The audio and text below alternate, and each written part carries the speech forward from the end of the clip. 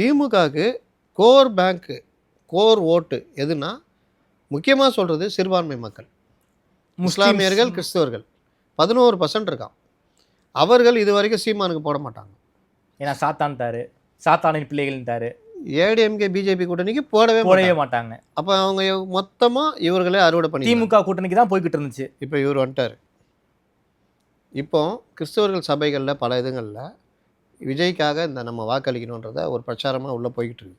Okay, கிறிஸ்தவ சபைகள். ஆமாம், இது ஒரு பார்ட்டு. இஸ்லாமியர்களும் மாற்று இல்லாதனால போட்டிருந்தாங்க. இப்போ மாற்றுனா விஜய் இருக்கிறாருன்னா விஜய்க்கும் விழுறதுக்கு வாய்ப்பு இருக்குது. ஜமாத்தெல்லாம் விட மாட்டாங்களே சார் இந்த திமுக, இதுக்கெல்லாம் ஆட்கள் வச்சுருக்காங்களே. நீங்கள் மனசுக்குள்ளே தானே போய் மாற்றணும். நீங்கள் ஆள் வச்சு என்ன வேணால் பண்ணுங்கள். அவன் போன அவனுக்கும் கரண்ட் பில் இருக்குல்ல, சிறுபான்மை முஸ்லீம்ன்றதுனால கரண்ட் பில்னா குறைவா போகுது, அவனுக்கும் பிரச்சனை இருக்குல்ல. அப்போ மாற்று வந்து இவனால யோசிக்கல, இது இந்த ஆட்சி வீழணும்னு யோசித்தாலே அவங்களுக்கு போகிறது விஜய்க்கு போட்டு போகலான்னு நினைப்பாங்க. ஓகே, இது ஒன்று.